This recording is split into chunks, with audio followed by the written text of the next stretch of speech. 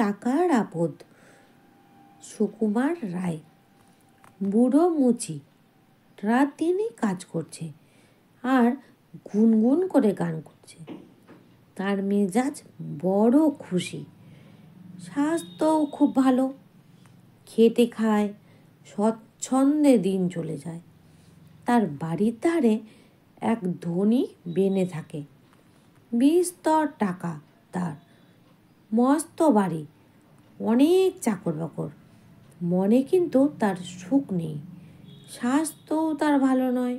মুচির বাড়ির সামনে দিয়ে সে রোজ যাতায়াত করে আর ভাবে এই লোকটা এত গরিব হয়েও রাত দিন আনন্দে গান করছে, আর আমার এত টাকা করি, আমার এটুকুও আনন্দ হয় না মনে।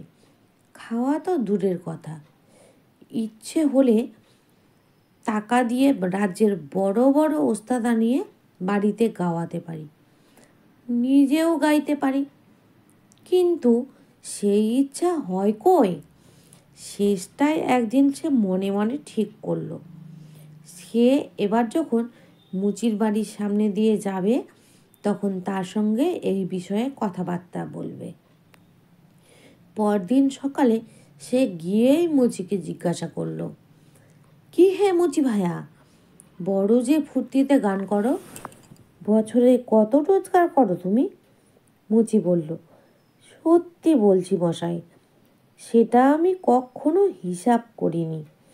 আমার কাজেরও কোনো দিন কোন অভাব হয়নি, খাওয়া পড়াও বেশ চলে যাচ্ছে, কাজেই টাকার কোনো হিসাব রাখবারও দরকার হয়নি কোনো দিন। বেনে বলল, আচ্ছা, প্রতিদিন কত কাজ করতে পারো তুমি?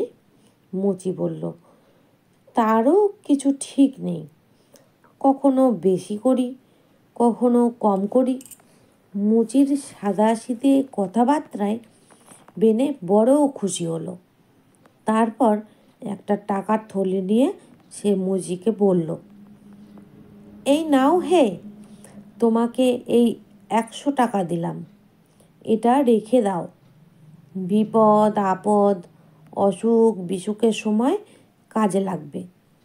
মুচির তো ভারী আনন্দ, সে সেই টাকার থলেটা নিয়ে মাটির তলায় লুকিয়ে রেখে দিল। তার জীবনের সে কখনো একসঙ্গে এতগুলি টাকা চোখেই দেখেনি। কিন্তু আস্তে আস্তে তার ভাবনা আরম্ভ হলো। দিনের বেলা বেশ ছিল, রাতের হতেই তার মনে হতে লাগলো, ওই বুঝি চোর আসছে।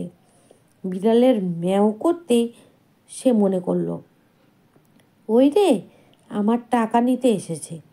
শেষটায় তার আর সহ্য হলো না, টাকার থলেটা নিয়ে এসে ছুটে বেনের বাড়ি গিয়ে বলল, এই রইল তোমার টাকা, এর চেয়ে আমার গান আর ঘুম ঢের ভালো।